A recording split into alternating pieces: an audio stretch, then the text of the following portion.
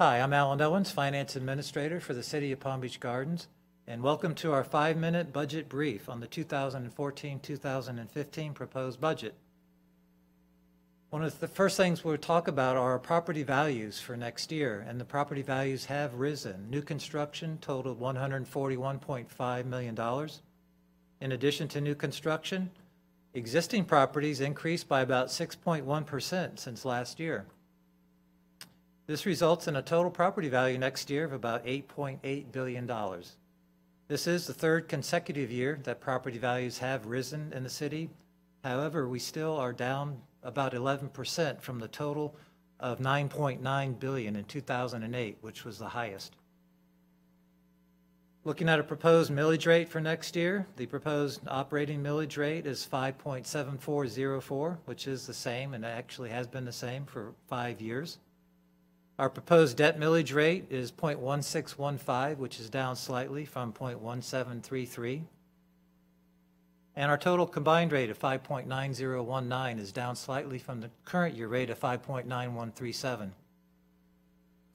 So if you take a look at the effect of the proposed rate on 3 typical homesteaded properties, the first property, assuming it has a taxable value of $200,000, they would see an increase of about $20 annually in their city taxes.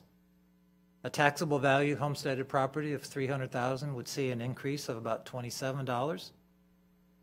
And a taxable value property of $400,000 would see an increase of about $35 in their city tax. There are 3 key areas that we tried to address in next year's budget. The first area deals with operating cost. And if you ask the question, what impacted operating cost, there's really 2 main areas. The first deals with increased use of facilities. For example, the participation on our fields has increased by almost doubled in the last 5 years. And so that's had a corresponding impact on all the facilities that go along with that, from restroom facilities to the equipment, the playground, the turf, irrigation, those types of things. In addition to that, we also have normal wear and tear due to aging of facilities. One of the main areas is deterioration of stormwater infrastructure, and other areas such as preventive maintenance that needs to be done on roofs, things like interior, exterior painting, and also parking lot resurfacing that needs to be addressed. The second major area addressed in next year's budget is our personnel cost. Salaries, pensions, insurance have all been adequately funded in next year's budget.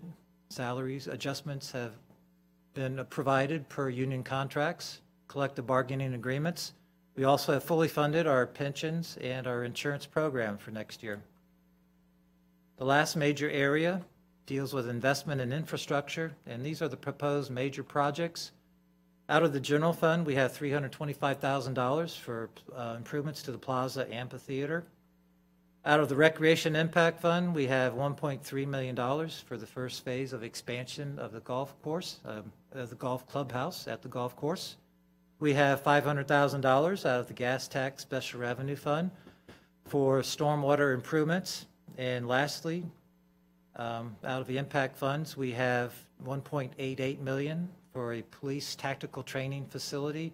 And then out of the Road Impact Fund, $600,000 for Johnson Dairy Military Trail intersection improvements.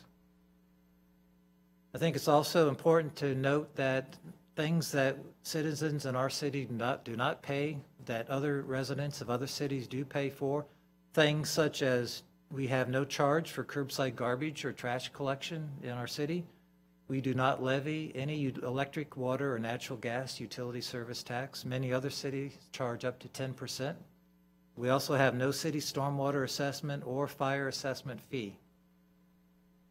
So in summary, the 2014-2015 budget establishes an enhanced repair and maintenance program, provides $7.2 million investment in infrastructure, provides funding for collective bargaining agreements with the unions, and it provides no change in the operating tax rate with a slight reduction in the overall tax rate. If you need more information, visit our website at pbgfl.com, or in person you can attend the first public hearing. It's on September 3rd at 7 p.m. at City Hall. And that's our 5-minute budget brief.